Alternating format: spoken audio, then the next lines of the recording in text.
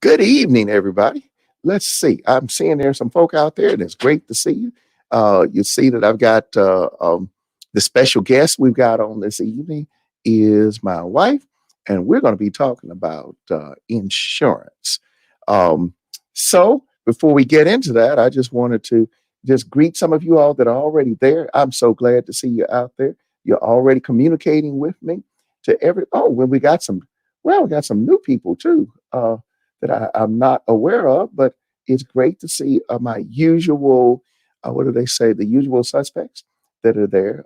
Sister Deborah and Brother Darius. I think Brother Darius was online very early this evening. Sister Joyce, Sister Mary Carter, um, and Sister Cheryl Hunter. Oh, Cheryl Hunter's. That's good evening, Cheryl. Way back when, um, I think we used to do things together. If that's the same Cheryl Hunter, we used to do in a band together years ago. And then Brother Dan, hello, how are you? Um, and then I'm not sure who President Will Robinson is, but hello, good to have you with us. We'll be talking about insurance, and Cheryl will be talking about insurance. Good information that everybody needs to hear tonight. So glad to see everyone online with us this evening and Sister Donzetta, Dr. Brown, who's always there, she tells me, Dr. Brown says, hey, I like that jazzy vibe, Bishop. Yeah, y'all have to tell me all your comments. I'm experimenting, I'm learning, I'm growing.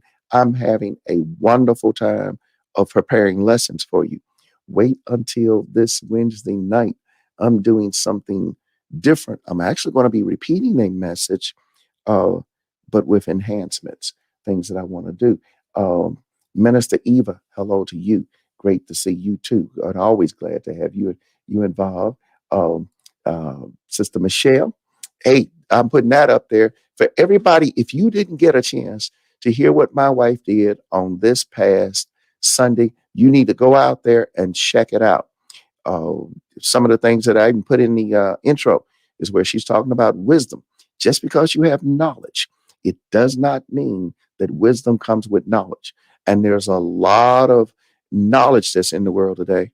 And unfortunately, people just don't know what to do with the knowledge they've got. But thank you for that word that you put in there, Sister Michelle. I'm sure my wife appreciates it. And she'll be up in a few minutes and let you know about it. And then we have Sister Georgette that's out there. Sister Georgette, hello to you, Minister Lyria. And there's Minister Shante. Welcome aboard, Minister Shante. I understand she has a group going.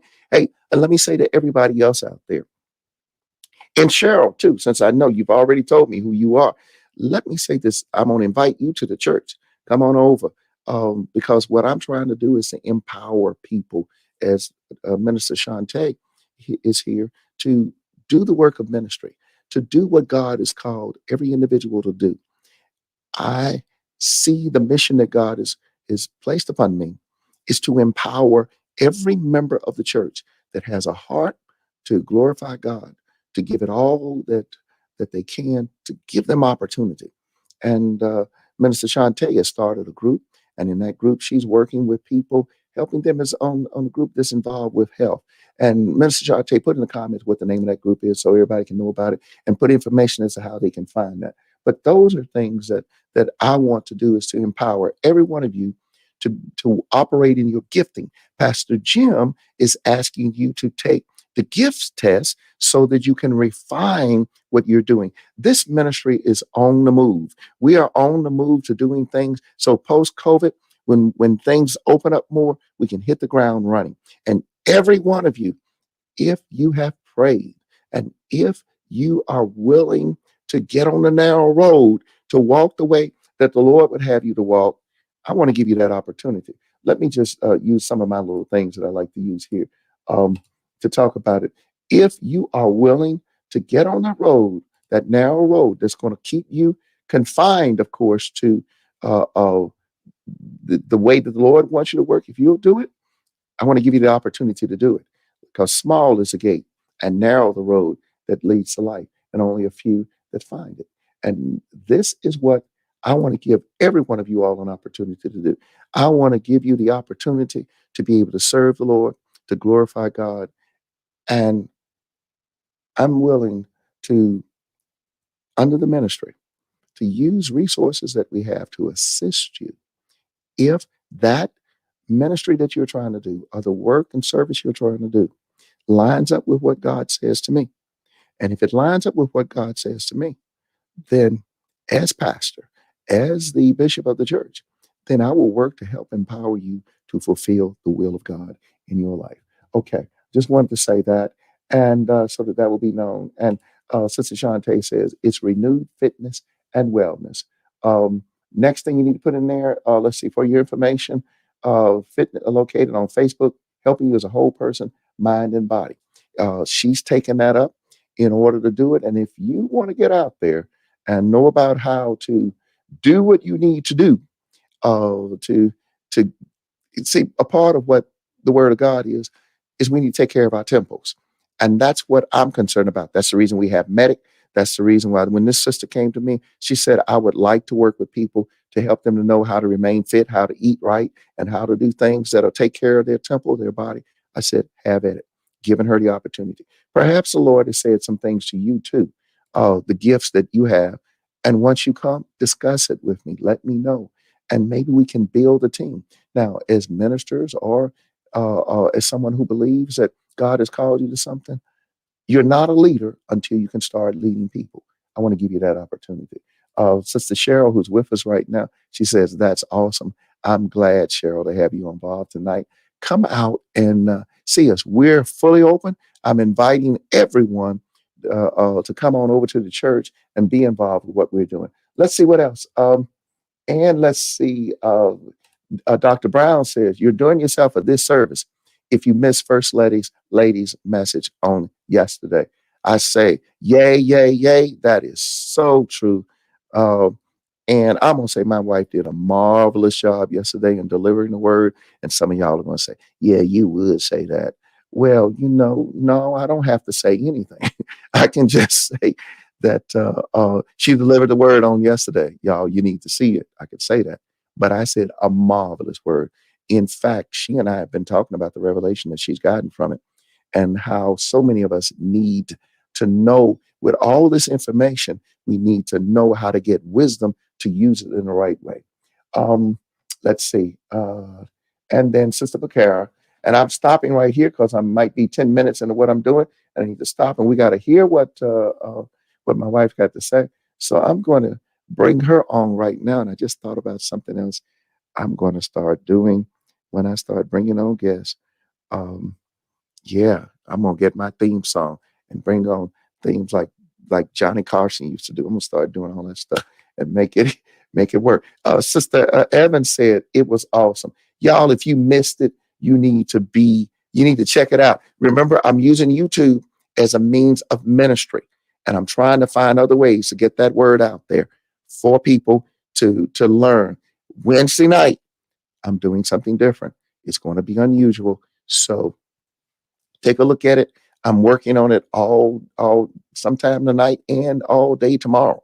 And yeah, I hope that I know it's going to be a blessing to you because I've listened to some of my teaching as I listened to my wife and as I listened to Pastor Jim, and I realized you're not getting half of what the Lord's given revelation to me or any minister. You don't get it until you go over it again. Because even when I listen to my wife's message, Pastor Jim's message, God speaks to me and tells me things that I didn't even hear them say.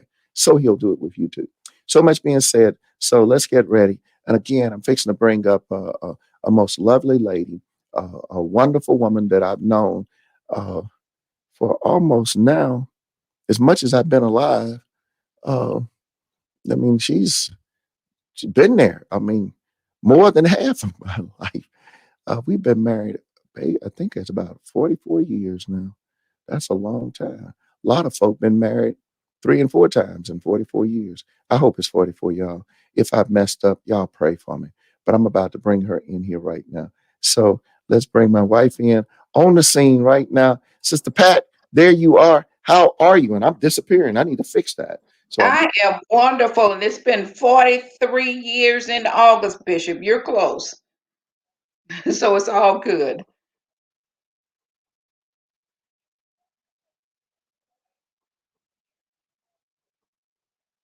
well, look, um, Well, I'm already counting on the next year that's going to be, we're going to have next year and it's going to be 44. And you sure it's going to be 43 this year? Yeah, 78. 78. Okay. Well, you're better at calculating than what I am. So that's good.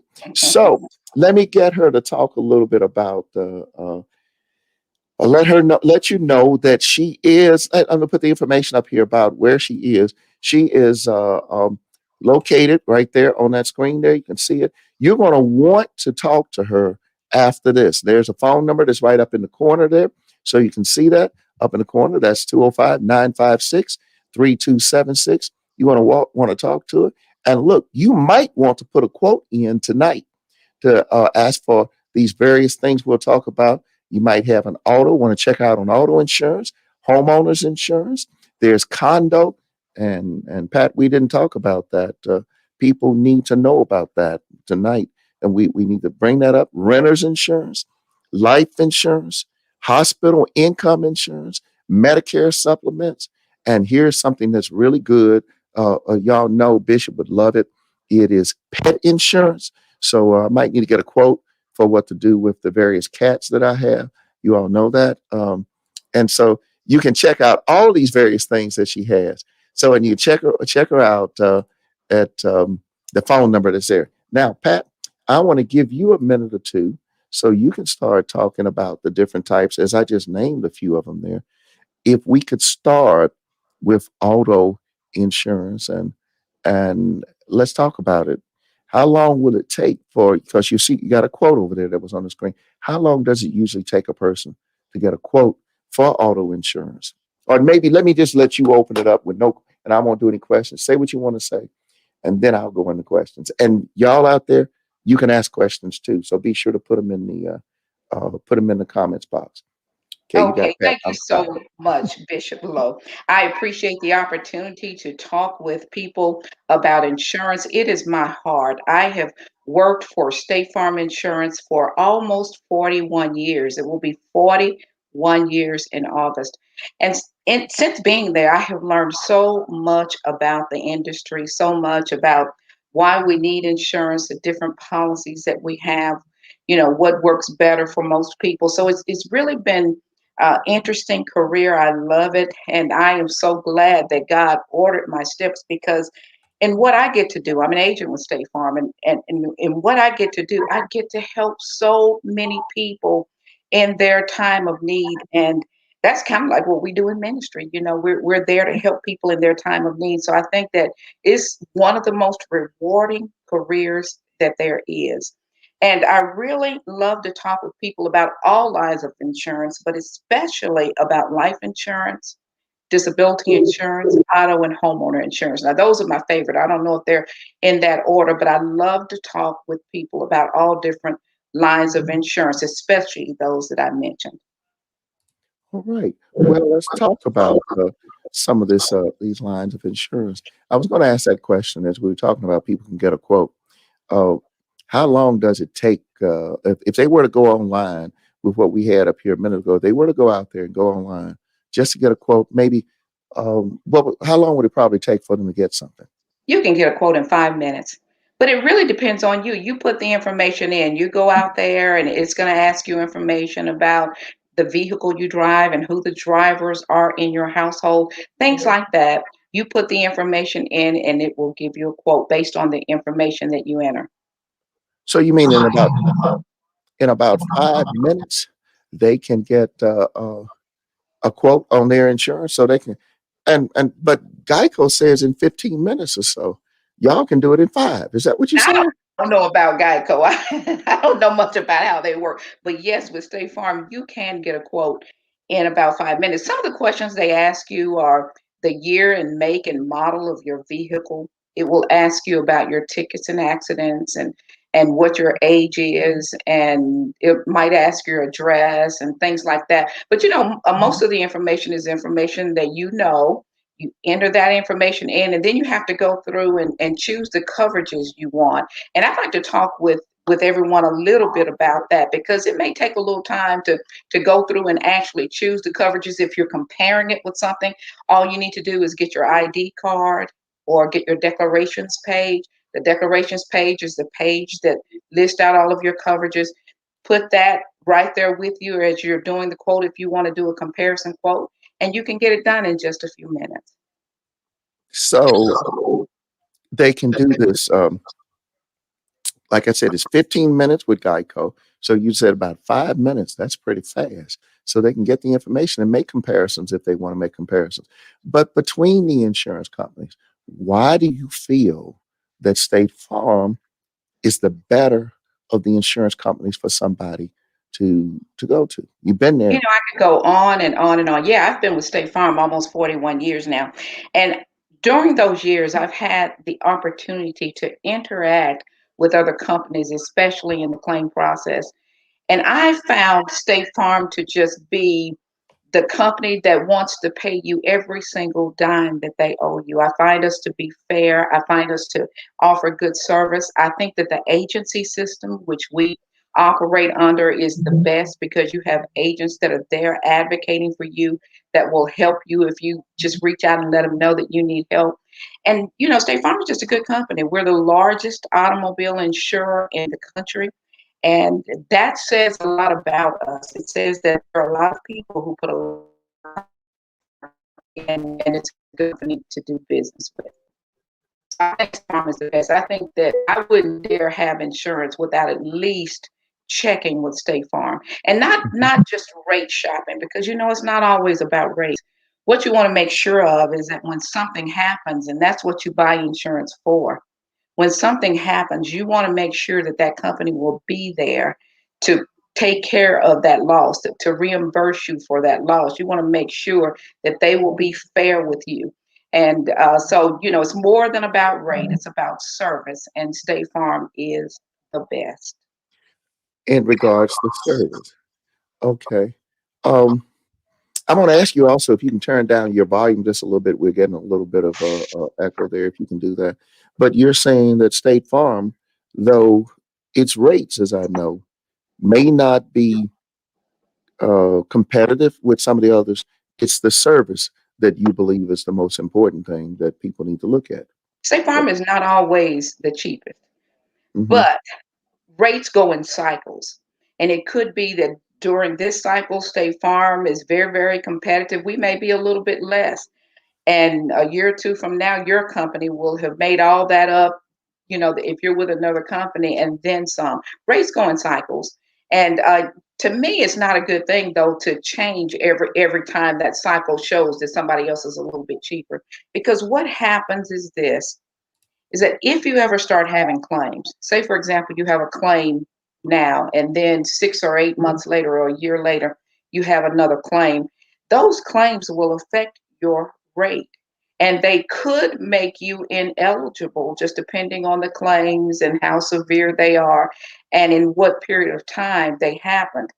Whereas if you have built up some loyalty with a company, if you've been there for a while, they will keep you. Your rate may be a little bit higher, but they'll keep you. Whereas if you're changing companies every 2 or 3 years, those companies may drop you and you may find it difficult to find insurance with companies like State Farm. So you're saying it is good to then develop a rapport and a relationship to try to stay there. Because if I believe correctly, um, the guy that used to be on Star Trek, I think he's the one that's doing Allstate, and I think with Is that all, what it was? I know it's some show he used to be on. Is it Star Trek? I think it was Star Trek. I mean, Okay. I know who you're talking about.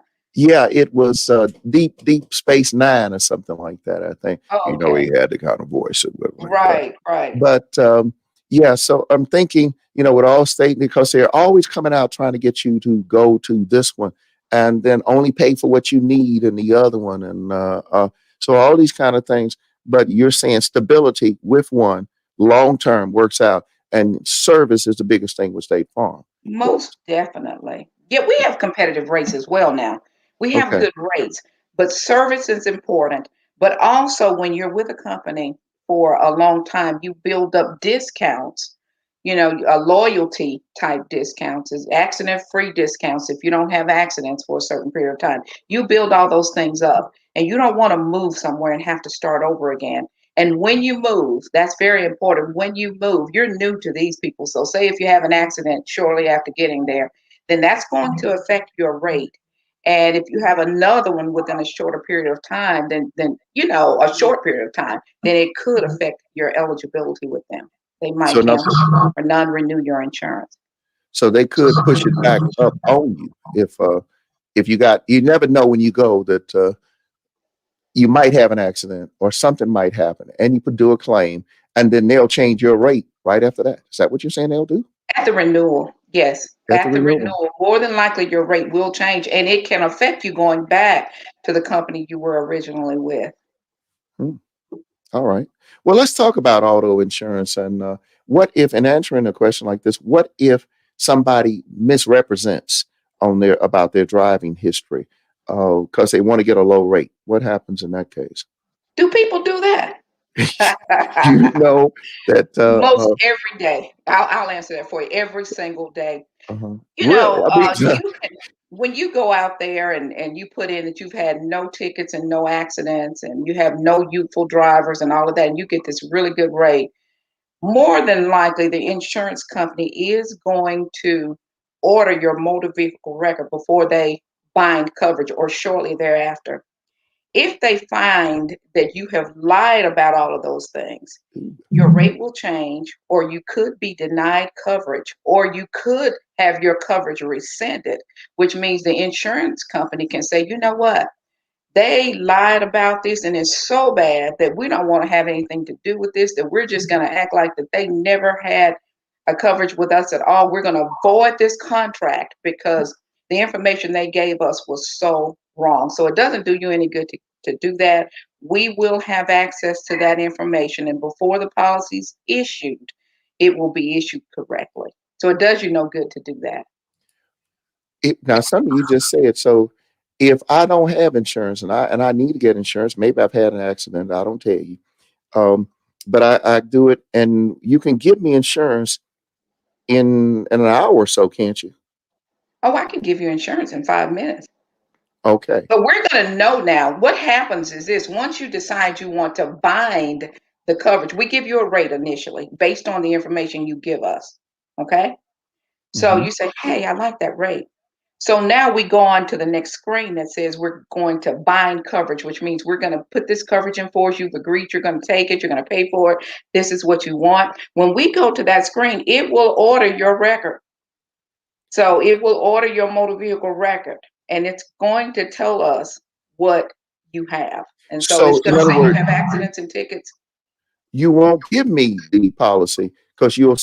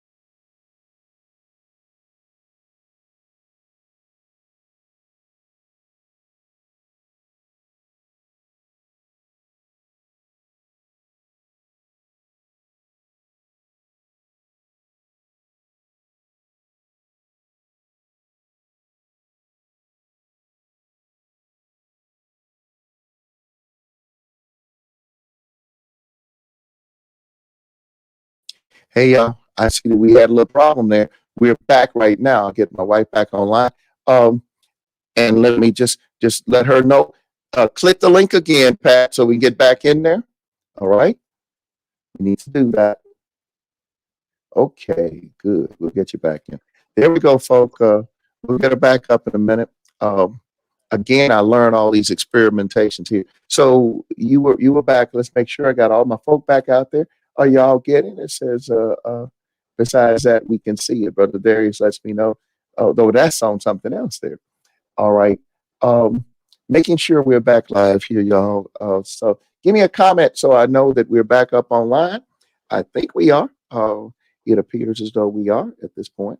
Um, thank you, Dr. Brown. Okay, Pat. So we were talking about getting this insurance, and I was asking the question: if I have misrepresented Mhm. on that auto policy, you will not you will know that almost instantaneously and will not, as you say, bind coverage or assure me of coverage. Is that correct? That is correct. There's sometimes you can call after hours and some things may get missed. But if you call us during the day, we're going to order that record. We're going to order your motor vehicle record and we'll be able to see what you have on there. Okay, so then there's no possibility you'll give me insurance and later on revoke it.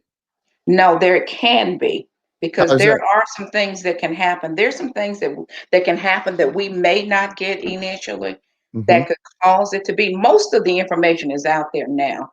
But there are still some times I always like to say that there may be some information out there that we ask you and you lie about that we don't get initially that could cause your policy to be rescinded.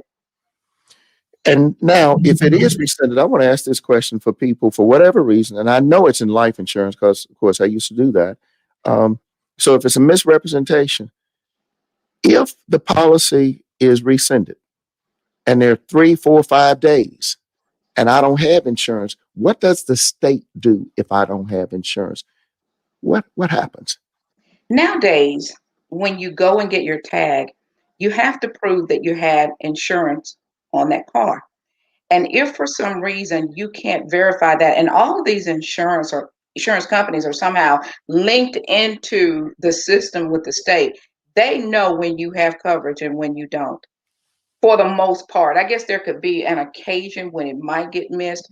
But for example, when State Farm cancels your policy, that information is automatically recorded somewhere, and the state can pull that up. And they will always find one of those days when that policy went out of force, and they'll ask you to verify coverage on that date. And if you cannot verify coverage on that day, you will have to pay $200. $200 Yes, it's a $200 fine. and you can't even pass go. Wow. No, and we get those almost every day when somebody calls us and they might have let their coverage lapse for just one day. And on that particular day, the state will say, I need for you to show me where this vehicle was insured on that date. And our system cannot verify coverage if you let it lapse. That's letting it. So that means if people are not paying on time, there's a forgiveness rate in there. Can you say how long you all will have mercy on them if they don't pay on time? I'd rather not. Okay. Because you know what? There are so many people. If you find out that there are some days that I might have in there that are built in, and I can still get this payment in there and have it covered, uh, some people will use that as extra time or something that we're giving them. And so the only thing I can say is that your payment is always due on the due date. And if it's not there on the due date, it is late. And if it should lapse and the government finds out that's $200, that's a fine that you don't pay the insurance company, it goes to the state, correct? It goes to the state. And think about it. You can have 4 or 5 cars set up on a monthly account and you forget to pay it or just don't pay it or whatever. And each one of those cars can lapse just one day. And for each one of those cars, you could have to pay a $200 fine. I don't like that. That's not cool. Okay. Um, let's talk a little bit more about that as we move on with auto insurance. What type of things does it cover? I mean, I know you all break it up into different categories and Okay, limits, deductibles, and things about that. Tell me a little bit sure. about what auto insurance covers. Okay, the standard coverages on a automobile policy are first of all the liability. Liability means that if you are involved in a car accident and it's your fault, you damage somebody else's property or you cause injury to them, then the liability limits are the limits that you have selected that will protect you in cases like that. And there's split limits with State Farm. Normally, it's a split limit, which means you might see if you have your ID card in front of you, something that says 25 with a slash and then a 50 and another slash and 25. What that means is this, is that if you're involved in an automobile accident that is considered to be your fault, the company will pay up to $25,000 if one person is injured. That second number of 50,000 means that if more than one person is injured, you'll pay up to $50,000, but no more than 25,000. And then the third number means that you'll pay up to $25,000 in property damage. Now, those are the limits that the state of Alabama requires, but different states are different. And so, depending on where you live, then your liability limit requirement may be higher than that. So let's just say you got something like 25 with the slash 50 and the 25. That means that you'll pay for an injury $25,000 for one person. Right? If there were two people in the car, the policy is going to pay 50,000 for those. Is that those are medical bills for them? Yes, it could be pain and suffering, that those type things, pain and suffering, injuries, those kind of things, up to 50,000. It doesn't mean that you're going to get a check for 50,000 if you happen to hit somebody and they're injured, but we'll pay up to 50,000. But you say if it's two people, so you If can. it's two people, but no more than 25,000 per person. If Oh, it's two or three or four or five people, we'll pay up to the 50,000. so if I got four people in the car, Hmm. everybody can't sue. Only, only. No, no, Oh, these are not for the people in your car. I'm oh, glad you said that. Yeah, I need to make that clear. These are not for the people in your car. These are for the people you injure in another car. So, say for example, if you run into another car, mhm. okay, and four or five people are in that car. If you hit a car that hit somebody else and it's your fault, then the people who are injured in those cars, though, that's the amount we'll pay for them. And I want to say this: 25, 50, 25 is what the state requires, but that is not near enough That is low. insurance. That is very low. So you mean, and you know how folk are nowadays. So you're telling me if there are three people in a car, everybody gonna want to sue. Everybody gonna talk about some damages they got, and the insurance policy will pay 25,000 per person. That's all, if that's what it says, and 50 for the total amount. That's That correct. so that means if it's three people in that car, and everybody else out there knows that people like to sue today, and with all these insurance companies out there coming out at folk, they saying we're going to the insurance company. But if I don't have but a 25, 50, 25, that's all they're going to get. That's all the insurance company is going to pay. Is that correct? That is correct. Then Yeah, wait a State minute now. Farm would only pay whatever the limits are that you selected. That's what their agreement is with you. So then you mean then For the insurance. injuries, and we're talking about injuries now because there's an additional 25,000 on the end for property damage, but But this is I just for don't want to injuries. talk injuries because I mean, call me Alabama is out there saying, call me up, and what That's you right. and people are calling. But I'm thinking, so and so got me $300,000. But if my insurance policy ain't listed but 50 and 25, who pays the other $275,000 if you can get it? The Is at that true? fault driver. Huh? The at fault driver. In other words, if I ran into somebody and I got insurance, even though this is minimum, this is cheap, and they turn around and they call me Alabama or the largest law firm, injury law firm that's out there, and they sue and they can't get enough from the insurance company, they can come at my house, right? That's exactly right. That's not That's good. exactly right. And So that's everybody why, is to looking for. me, conversations like this one are so important because people need to understand liability. They need to understand what's going on out there on the roads today. When you get in a car and you start driving, that's a serious thing. And if you fool around and hit somebody and it's your fault, I've seen people sue people over accidents when you couldn't even see the damage. I mean, somebody just bumped somebody in front of them, and everybody in the car that got bumped gets in an ambulance and goes to the hospital. And then when you look at the car, you can't even see the damage. People are suing. Some people, and I hate to say this, That's the way they make their living, is by suing people. And so we need to be wise. And if you're blessed enough to have a house and a car and blessed enough to have things, then you need to know that you need to protect those things. So in things like car insurance, you need to increase your liability to as much as you can afford, because the liability is the biggest issue. We also sell umbrella policies, and I don't know that we will have time to talk about that, but I recommend umbrella policies to people, because what you need to do is max out your limits, your liability limits on your car insurance. And an umbrella policy is a type of, you know how an umbrella looks, how it protects things, when you're under an umbrella. Well, an umbrella policy does the same thing. It protects your automobile exposures and your homeowner exposures um, in a much higher level.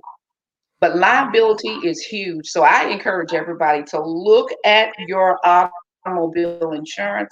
If you are carrying only the minimum liability limits, you need to increase that, because if anything ever were to happen, and that's what you buy insurance for. If anything ever want to happen, you want to make sure that you have enough coverage to adequately protect your assets. Yeah, I that always recommend this to people, and I know you're still thinking, but I always recommend this to people. If you're trying to get your insurance costs down, go with a higher deductible on your comprehensive and collision coverages. Comprehensive and collision coverages cover your vehicle.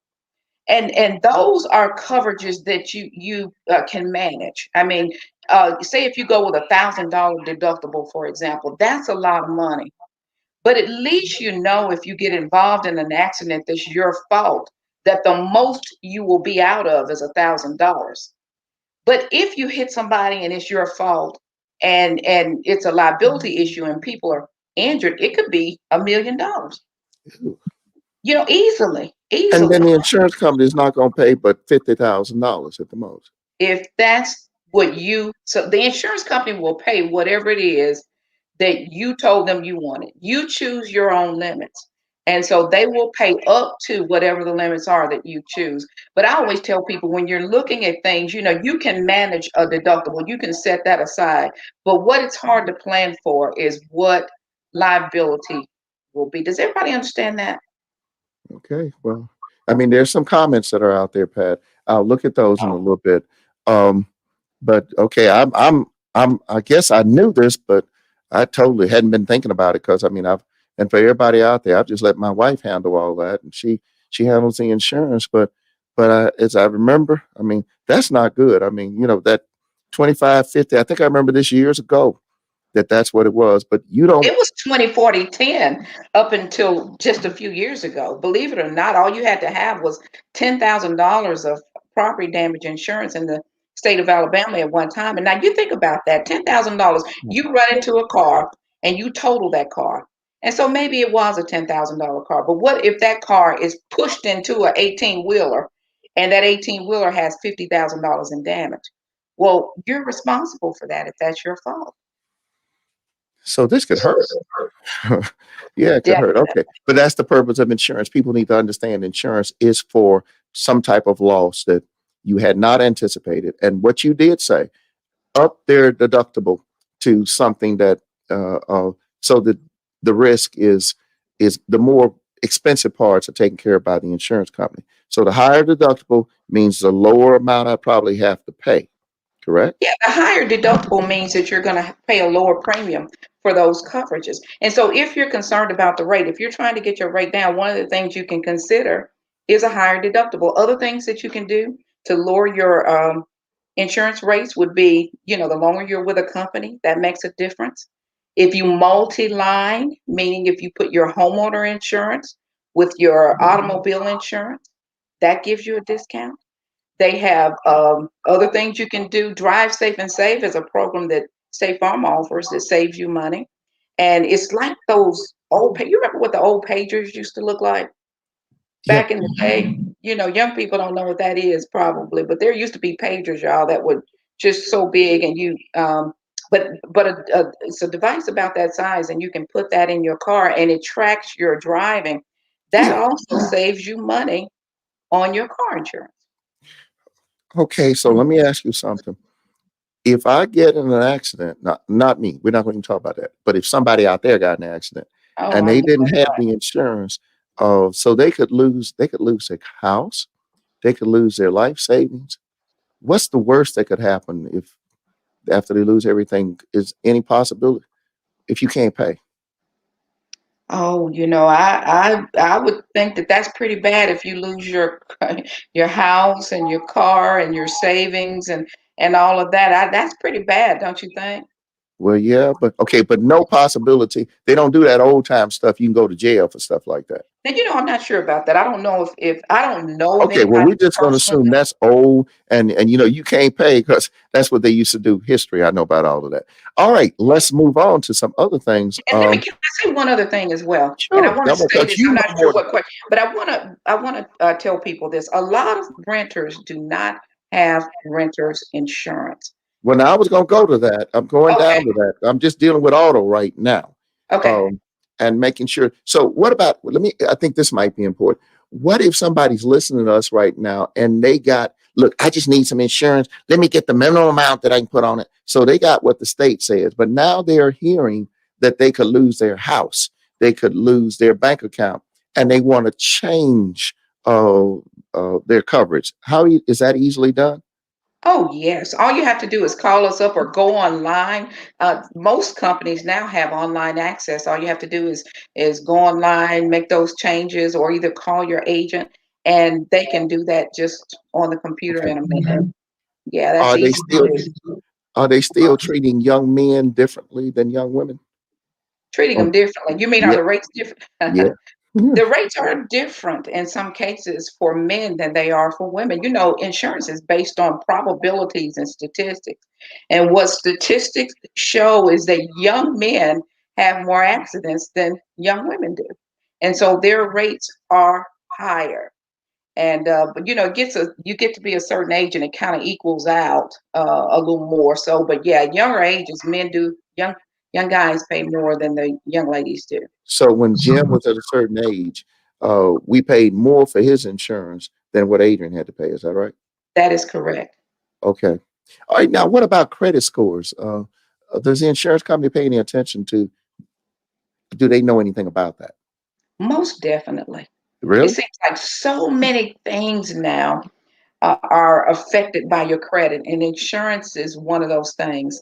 Your credit score does affect what your insurance rate is. Now, we don't see it as an agent. I'm an agent with State Farm. I don't see your credit score. We don't have access to that type of information, but it's built into the system somehow. So when we put all of your information in there, there's a credit score somewhere in that model that they have for determining rates. And if you have a really high credit score, then your rate will be lower. But if you have a low credit score, your rate will be higher. Hmm. Okay. So that's just the way that works. Now, what if I'm driving somebody else's car? A lot of people let people borrow their car. What risks are associated with somebody borrowing a car? I never really let anybody drive my car, but are there certain things we need to know if we're going to let somebody use our car? Definitely. You don't need to do it. But Okay. let me tell you what happens if you do. Your insurance company with State Farm, now you might need to check with your own insurance company and see how it works. I can tell you how it works with State Farm. With State Farm, if someone else is driving your car, they will be covered under your policy. And the insurance always follows the car first and the driver second. So, say if you're insured with State Farm and you borrow somebody else's car and they're insured with another company, then if you have an accident in their car, Mhm. their insurance is primary. A lot of times people will borrow somebody else's car. Hey, we're going on a trip for the weekend and I'm going to be doing a lot of the driving, for example. I'm going to be doing some of the driving. So if you're doing some of the driving and you happen to have an accident, well, you're thinking, oh, I feel so bad about it. I want my insurance to pay for what happened with this car because the accident is my fault. Well, it doesn't work like that. The insurance will follow the car first. It's primary. So their insurance will have to pay before your insurance does anything at all. And if the limits are exhausted, used up under their policy, then there is some coverage that uh, will apply under your own policy. So if I'm not at risk, I let somebody else drive one of our cars, but it will be our Yes, insurance our policy. Okay. insurance will have to pay for that because it follows the car first, which means if you have a $500 deductible under collision, then our $500 will have to pay that. And then if they hit somebody and those people sue, they're going to sue us, not the person that was driving. Now, they might go after them as well because, in a lawsuit, you go after everybody. But we would be sued because it's our car. So when I loan the car out, if I did, because I don't do it, and you already said don't do it, and I've always known don't do it, but I know people let people drive their car. They do Right. that kind of thing. But the risk is they could lose their house when the insurance doesn't pay for all of the damage that some other crazy person did, right? When you let somebody else borrow your car, you are assuming liability for what they might do. So then if my deductible is $1,000 and they wreck my car, I gotta pay the $1,000. They the one driving it, and I gotta pay the $1,000 in order to just get my insurance money to pay for it, right? That's correct. So then that person got a free use of the car, and they get over on me, and I got to pay them. I ought to make them pay, but that doesn't mean friends are gonna be that kind of way. They're gonna, It you just don't means make me pay. It wasn't my fault. you do not need to let them borrow your car. Okay, that's like making loans for folk. You don't need to be a co-signer. That's what the Bible That is says, y'all. correct. Keep that in That's mind. Okay. Let's go on. What about speeding tickets? Pat, what about that? It affects your rates. Is that what you're Well, asking I about? don't Yeah. know. I'm just saying. I mean, Periodically, people. even when you're with an insurance company, periodically they will order your motor vehicle record. And of course, agents don't see that. But if they order your record and they find out that you had two or three speeding tickets or DUI or something 2 or 3 years ago, and they wouldn't have known about it, because you've already been insured with us all that time. But if they pick that up, then it will be reflected in your rate. All right. Well, before we go away from these autos, I think there's a couple of questions out there. Sis Gloria says, well, what about the age as far as seniors? Now, seniors, and now we need to be careful when we talk about, well, at least I feel like we need to be careful. I know you don't think when we talk about seniors, that includes you, but I know, but I think about it because I get my discount when I go get my stuff. But are there different rates for seniors? And I mean, Yes, there are. There are different price breaks, and I don't know them all like I used to. And the rating system has changed so much. But you used to get a price break at 50. So once you turned 50, then your rates would come down a little bit. But once you get in your 70s, your rates start to go up again. And once you get over 75, they really start to inch up. And when you get in your 80s, they inch a little bit faster because again, rates are based on probability and statistics with your age. Age is one of the things that they look at. And what they found is that as you get, there's a time when you're more careful, like in your 50s and 60s. But then once you start getting over in your 70s and 80s, then you start having more accidents. And as a result, your rates begin to reflect that. mhm. Sister Georgette used to work at the bank, before she started working at the church, and she suggested that people should automatically do a draft. What do you think on that? Yes. Oh, I think that is awesome. Oh, that is so awesome. Everybody should be on bank draft because, especially since COVID or whatever is going on with the mail, a lot of people are not getting their mail, their bills until after the payment is already due. And so to me, we're seeing more people playing catch up than ever before. And a lot of times the people are saying, Dog, the bill is due today and I just got it in the mail today. And we mail those out a couple of weeks ahead of time. Bank draft keeps you from having to worry about that. Just make sure that you know that if you draft on the 15th of the month, that money is going to be in there. And they allow you to choose the date. With State Farm, you can choose between the 1st and the 28th of the month to have your payment drafted out. So you choose a date that is good for you. Make sure that money is in there and let that thing draft and just don't even worry about it. I agree, Georgette. That is the way to go. That's how I do mine. All right, Pat. Brother Dan wants to know about an umbrella policy. He says, Just you spoke of it briefly. Would you just share a Yes. little bit on that for a minute? Yes, I think that an umbrella policy is almost a necessity nowadays for people who own homes or if you're purchasing a home, and also with your automobile exposures. And what it does is this: you have an automobile policy, and you may have limits of, now the umbrella will require that you have certain what we call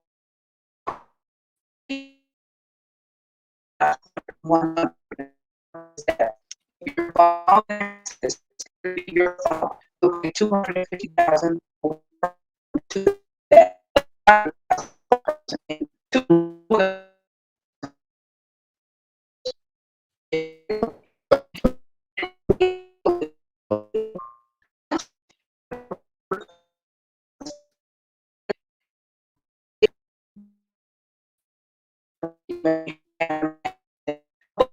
You can get a 1 million umbrella, 2 million, 3 million. You can choose the limit, but it's very, very affordable. Well, Hurricane's dropping off on us right here. Um, and I'll get her back in a minute. So she happens to be in the other room. And we need to get her back so that we can continue this discussion that we got here. And but then when she gets back up here, I will ask her to elaborate on uh, uh, on that umbrella policy. And so she'll be back with us shortly. So I'm gonna have to holler in another room, tell her to click the link again so we can get in there. It may be because we're both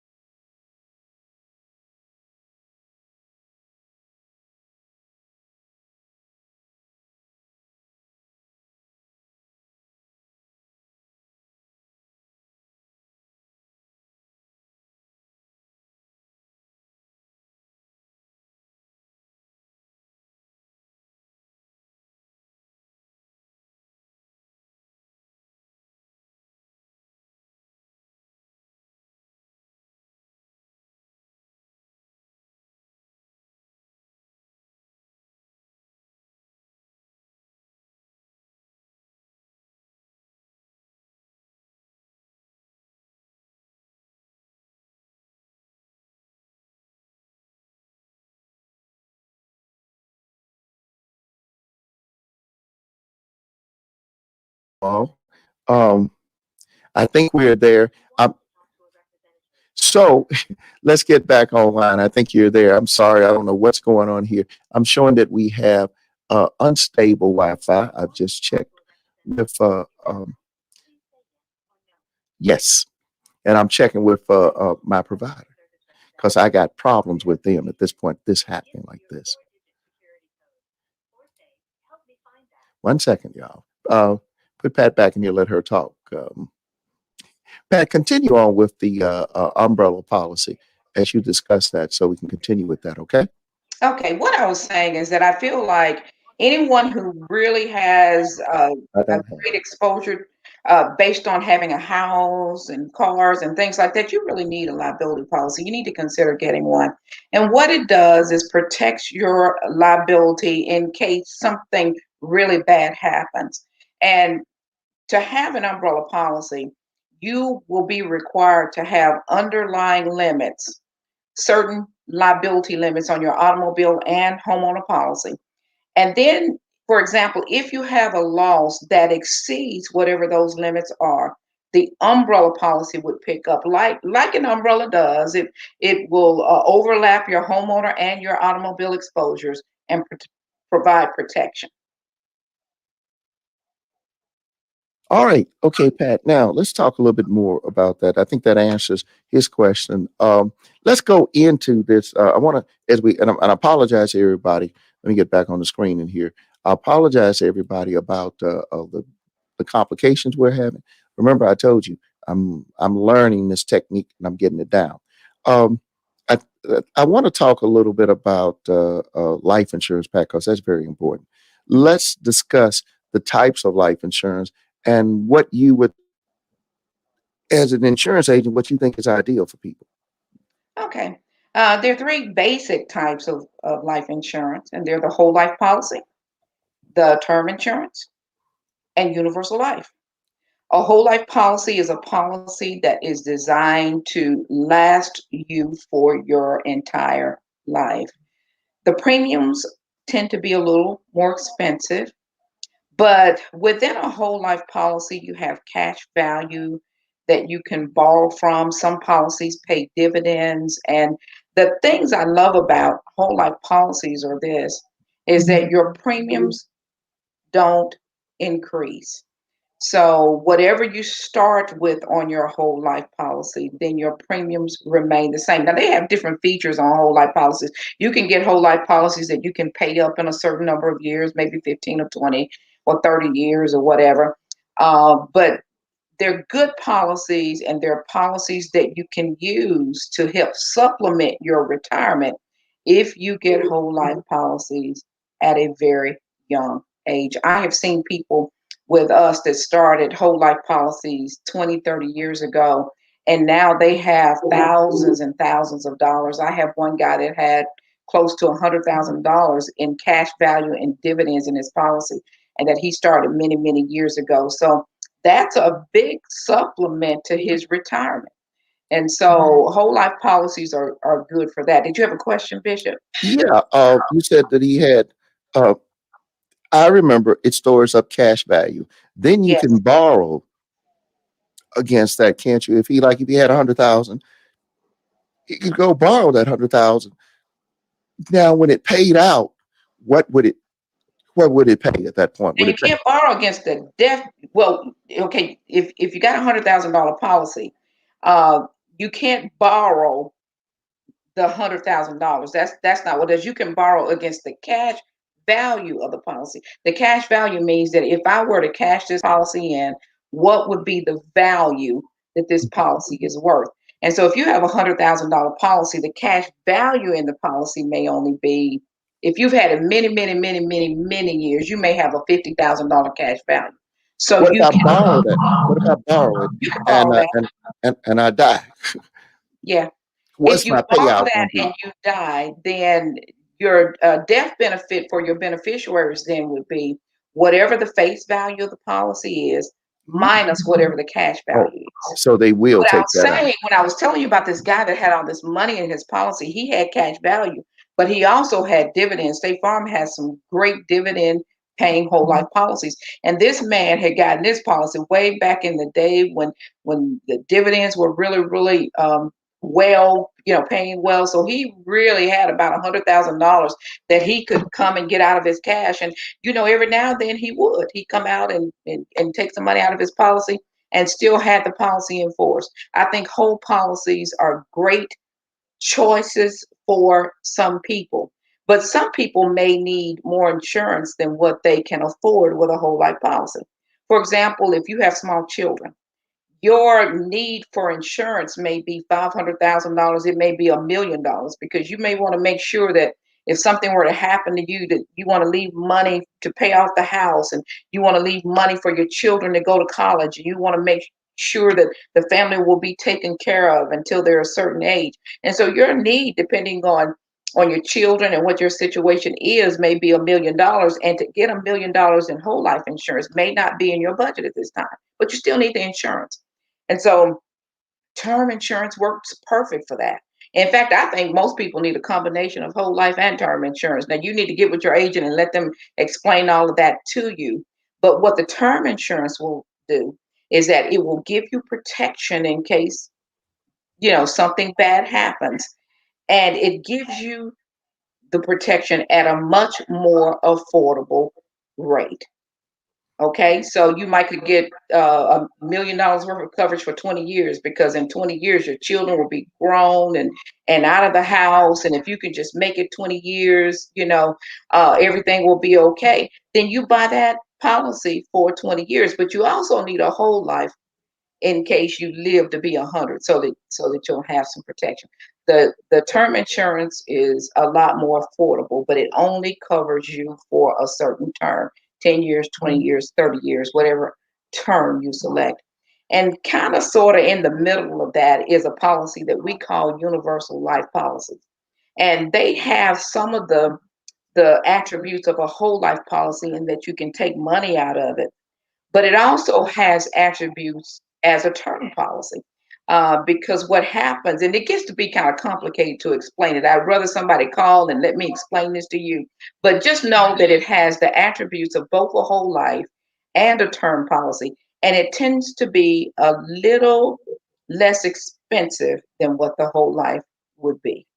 So it would be cheaper than a whole life, but more expensive than a term policy, right? Yes, yes. Okay, but it gives you, I think it does it like vary or something when you go universal? Yeah, it has variable insurance rates. It has you can have variable premiums. A whole life will be a set premium, Hmm. whereas a universal life is a flexible premium. You can put more money in, and then if things are not going well this year for you, you might can put a little bit less in, and so it has a lot more flexibility to a universal life policy. I mean, in Oh, a universal life policy than what it would in a whole life or a term, because even on a term policy, you're going to have a set premium. So in the whole life and in the term, you have set premiums, but in the universal life, you have more of a flexible premium, and that can be a better option for some people. all right. Well, what about for the kids? Should we put insurance on the children? Yes. Yes. Definitely, yes. And not because you expect anything to happen to them, but I like life insurance for children because, like I was saying, it also has money in there that you can take out. So if you started when they're very, very young, by the time they get 18, 19, 20, college age, there will be a little money in there. So if they need a little help with, say, for example, going out, getting their first car and they need a down payment, there's money in there that you can pull from that in those policies. But one thing that I have seen happen time and time again is that when you get insurance on younger children, you are insuring their insurability. It seems nowadays that a lot of children Hmm. up with are coming up with illnesses that affect their insurability. So when you buy insurance on children when they're young, for one thing, it's really, really cheap. Oh my God, it's really cheap. It's never going to get any cheaper, because every time you have a birthday, life insurance gets to be more expensive. It's never going to be Hmm. cheaper than when you buy it on a child. You are insuring their insurability, because you buy coverage on them when they're in good health as young babies, and then as they get older, if something were to happen, then you have already insured their insurability. They have insurance for the rest of their lives because you made the choice to get it on them when they were younger, when it was less expensive, and now for the rest of their lives they can have that policy. This is good information. That's good information on that, and I know because I know you're going to be more timely than what I am because I go longer. But we've dropped, so we need to get back in there. Let's go. We've talked about auto. We've talked about life here. let's go into the thing about um, Homeowners and renters. yeah. Well, no, let's go to renters because and let's put them both together, Pat. Let's talk about. Okay. First of all, let me say, as a renter, do you find that a lot of people get renters insurance? Well, some people are required nowadays to have it. Again, Okay. things are changing. At one time, you weren't required to have it, and so a lot of people did not have it. But nowadays, more and more, when you sign that lease, they are wanting to know that you have renter's insurance, and Who is that's a they? good thing. And I'd love to tell this story. I Okay. have a lady that I have known for probably 30 years. I probably had her insured for 30 years because I've had her insured almost. I might have met her. I probably did meet her with State Farm. But she lived in an apartment, she and her husband, and they had small children. And she never could figure out a way that she could afford renter's insurance. And renter's insurance was for her, I think it was $15 a month or something like that for $20,000 in coverage. But every month when she would come in to pay, I said, look, we need to talk about this renter's insurance. And she said, look, let me just get back to you. She said, I gotta have car insurance and this and this and that. I just can't afford it. I can't afford it. I can't afford it. One day she came in my office and we sat down and talked about all the storms that were coming through. Because here in Birmingham, we get some tornadoes to come through. Hmm. Hmm. And she'd been blessed. She'd never had anything happen. And, she just couldn't see it. But I said, look, it's going to save you some money on car insurance. And I told her that before. But somehow this particular time it worked out. She says, you know what? You've been asking me this for years. I'm going to go on and get that renter's insurance. She paid us $15. Okay. About 3 weeks later, a tornado came through Birmingham, Alabama, blew her apartment completely away. She calls me up on the phone. She says, you are not going to believe this. She said, look on television. That is my apartment. And and so I said, well, aren't you glad you did the renter's insurance? Aren't you glad you finally did that? And she said, what do you mean? I said, the policy that you came in here and bought just 3 weeks ago, that was renter's insurance. And I thought we had gone through all of that. And she understood exactly what it was and how it worked. But she didn't. And so I said, all of that would be covered. She came by my office and we gave her a check for $20,000, which was the limit of her policy because she lost everything. That lady cried in my office. She said, you know what? It had to be God. She said, because I never understood, how this would work. And she said, I never thought I could afford it. So I just didn't want to talk about it. I blocked it out of my mind. I just didn't want anything else to have to pay. She says, but I don't know how I would have made it if I hadn't had this. She took that $20,000 and she has never forgotten. That's been a few years ago now. She has never forgotten that and never failed to tell people about how making that one decision that day really affected her life. Renter's insurance is cheap. Most people can get $20,000 or so in coverage for $15 a month. But most people have a lot more than that. And she probably did as well. But that's all she thought she could afford at that time. But you need to count up everything that you have in your house. You need to add all that up if you had to replace it.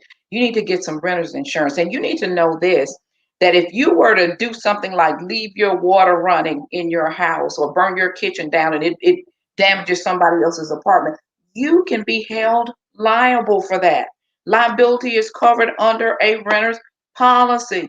You need to consider getting that. Give up a McDonald's meal and get you some renter's insurance to protect your things. If somebody breaks in and steals them, who's going to pay for that? The renter's policy will. It's cheap and $15 a month. We can figure that out so that we can cover all of the things that we worked so hard to acquire. It was well worth it. And I have never forgotten that lady's story. And I share it every time I get the opportunity because of the blessing it was to her for her to give us $15 and we pay her 20,000 within a month. Wow, that's almost just better than the lottery. At least you got coverage, and Wow. then you wind up with all that money. Well, a lot of people don't know that when you talk about water damage, we had a lot of folk don't know that what we had with the church was a fire head that broke, and the sprinkler sprayed water for about 6 hours in the church. Damage on that was well over a $500,000. We had insurance, and of course, we pay our Like a deductible good neighbor, State Farm is there. because the State Farm has the church insurance. And you all know you've been in there. You know, one half of the church is just under construction. We are so glad we had it. But Pat, now let's talk about water. And you know, we had a terrible rain last week, and there were flooding areas out there. Does insurance cover? How does insurance cover when you have such rain like that? What happens? Well, first of all, you use the word flood. Flooding is not covered under a homeowner policy. Okay? Flooding is not covered under your homeowner policy. You must have a flood policy to cover damage from a flood. But now water damage can be covered just depending on what happens. And I'll give you a few examples of when water is covered. Say we have a storm that comes through and a hole is knocked in your roof or some shingles are knocked off your roof and rain begins to pour down through your roof into your house. Is that covered? Yes, that is covered under a homeowner policy. Say if somebody leaves water running accidentally, the tub overflows or something like that in your house, and it damages the floors, or if it's upstairs and it damages the ceiling below, is that covered? Yes. Say if water comes into your basement just because it's been raining a lot and it seeps in through a basement wall and gets everything wet, the carpet and the floors and everything wet from where it seeps in. Is that covered under a homeowner policy? No. Hmm. You need to call your insurance agent or a claim adjuster about that.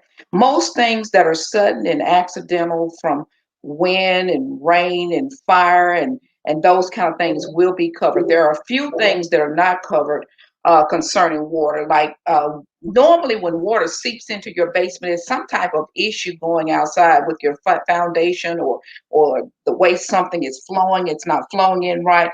That will not be covered under your homeowner policy because that's not considered sudden and accidental. That's something that somebody didn't build right or landscape right or something like that. But if it's sudden and accidental, normally the water damage will be covered. But if you're in a flood zone, if you're in an area that tends to flood, you're going to need to look into getting a flood policy to protect you.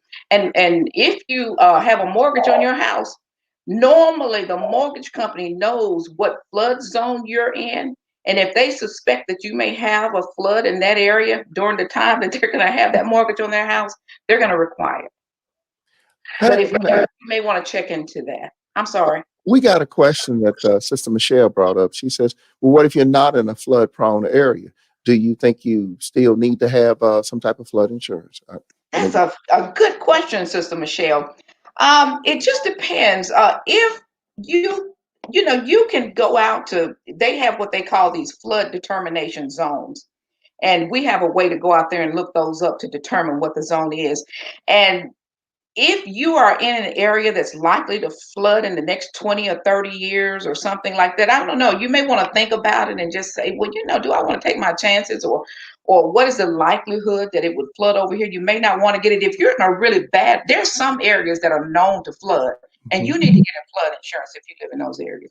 But if you're in an area that is not likely to flood, um, I don't know. You may want to think about it. If you're in a area that doesn't flood often, though, the flood insurance is not really that expensive. If you are in a area that floods all the time, the rates can get pricey, and the government sets the rate on flood insurance, not the insurance company. So all of the insurance companies will have the same rate for the same property because it's all rated by the government. Does Okay. that make sense? Okay. Yeah, I think so. What about homeowners insurance? How should I calculate how much I really need to get? You definitely need to get replacement cost on your homeowner insurance. That is such a good question because what a Replacement. lot of people will do is this: they will find a house, if it, especially if it's an older home, and they might find that house. Of course, nowadays houses are really high. But say, for example, if you bought a house a few years ago and you paid maybe $150,000 for it, but the replacement cost on that house is 250,000, you need to get $250,000 on that house. And the way you find out what that is that normally the insurance company will figure that for you, because we have all kinds of programs that we put in the information in your house about your house. We can get the square footage and features of your house. We put all of that in there, and it will calculate for us what the estimated replacement cost is for your house. And I always recommend that you get that, because if you ever were to have a fire, for example, and say if it's a total loss, if it's, or even, okay, the replacement cost is 250, you put $150,000 worth of coverage on the house, and you've got $200,000 worth of damage. Well, guess what? The insurance company is going to pay you only 150,000, but here you are with a house that still needs $50,000 more in work that you don't have covered. So what's going to happen? Either you're going to have to tear that house down, or you're going to have to come out of your pocket with $50,000 to put that house back. And it's not that expensive. It's not that much more in order to go on and get full replacement costs on your house. That's what you want. And what State Farm does is this. Say, for example, if we mess that up, if we say it's going to take 300,000, for example, to build your house back, and we miscalculated it somehow, we will give you an additional $20,000 in coverage for our error. So Wow. you would get an extra $60,000 in coverage to replace that house if you were to have a total loss and find that you cannot replace that house for what we calculated it for. Okay. Pat, I think we're coming close to the time now that now this is when I normally check out on it, but you're giving some good information here, a lot of good information, and brothers and sisters, I really want you all to, you know, this will be out there on our YouTube page, and chances are in a day or two I will fix all the dropouts and put them together, so that you won't be seeing that. You can let your friends know that there's some great information along with every other guest that I've had. I think we've not had anyone that hadn't been sharing information with you that you shouldn't, that's excess information. I think all the information is important, and I think everything that Pat said tonight. Is there anything, Pat, that you want to touch upon? I mean, we're limited on time here, and we did do a lot about auto, which State Farm does. We've touched the homeowners, renters, life insurance. So is there anything else you think we ought to just kind of touch on? And if people have any other questions, let us know. But as you conclude with this, Pat, anything else? I just like to end with this, is that it's very important to do family insurance checkups. Just like you go to a doctor once a year or your dentist once a year, you also need to do that with your insurance. You need to call your agent up and you need to say, hey, even if we can't get in now because of COVID, call your agent on the phone and say, hey, let's go over my coverages. Explain this to me. Ask them what they see in your portfolio that might in your insurance that might need to be changed or increased or decreased. What is it that you might have older cars now, and you might not need coverage for the cars, but you may need to increase your liability. But it's well worth however long that would take, 15 or 20 minutes of your time, to at least once a year call your agent up and say, hey, let's talk about it. And talk about it. Plan for your future, protect your future, and you'll be in good shape. That's all I'd like to say. So you're saying call your agent up, folk, and talk to your agent. And let me tell y'all something. All these years for 42, 43, I have not called my agent to ask about our insurance policy to find out what's been going on. But y'all know why I haven't called my insurance agent, because my insurance agent is my wife, and she keeps us up on all of this. So that's one of the benefits of being married to an insurance agent. Oh, and by the way, Pat, also you do health and hospital income insurance too. I do hospital income. I do disability insurance. We do personal articles floaters. If you have jewelry or expensive items that you carry out, we do boat insurance, motorcycle insurance. We do. I could go on and on So and on. you We do do bonds. We do You do bonds. motorcycle too, huh? So, Yes. oh, I didn't know about that. So you do all types of, I guess, well, State Farm is a big company and they can do all types.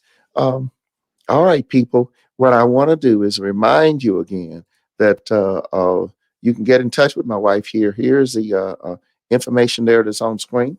That's at patlow.org. And you can go in there and get a quote, find out what you need. And then, of course, as you can see, with her, she is one that you can talk to even at church. I guess, I don't know, I might be doing that too much to say that. But um, the agent is a very important part of insurance. Somebody that can help take you through it and not just out to sell a policy. Someone that has a Right. concern. And that's one thing I can speak about my wife. She's not just out to just make money because we really could have made a whole lot more money if she's just more kind of ruthless in selling policies, but she will not tell you what you don't need. I can tell you that. That's one of the That things. is for sure. Uh-huh. For Yeah. sure. See, now she's admitting that yeah, we could have made more money, but she won't stiff it to anybody. She's No, gonna I will not. she's gonna do the right thing. And so I encourage you to give her a call. And even if you do have insurance at some other company, it doesn't hurt to compare rates to see. And remember, long term is what matters and what you can do with having a good agent and then having a good company because I do know that. I mean, I've worked in insurance many, many years ago, and there are a lot of companies that are not there anymore. And you want to be with a good company and a long term company. Like Pat says, the words are like a what? Good neighbor. State Farm is there.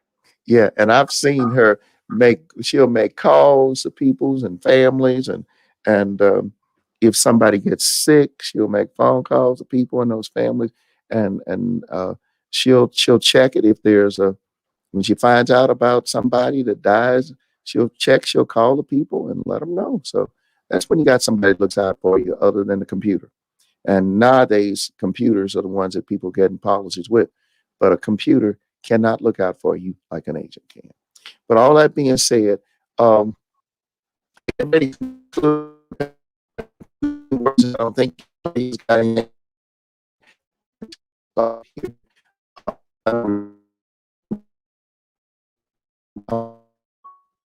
go from there. Anything else? Okay. That's it. Well, okay. Well, all right. Y'all, thank you all for watching what's going on. And please know, as I started off telling you, I want you to fulfill your divine walking person God calls you to. Also,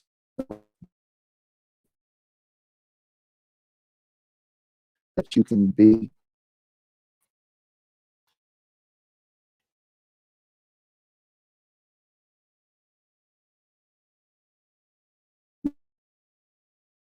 of you, and I see that it's still um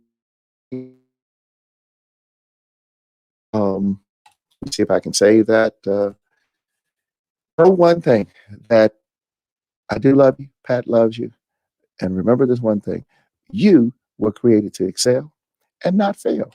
That is your divine potential. I invite you to follow out as we get ready to go out and do the countdown, listen to the music, and see the announcements that we have, and remind you again that your contributions are what makes this possible.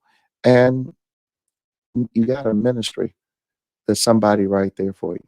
So God bless. We'll talk to you soon, providing you the very best that we can. I love you all. See you soon.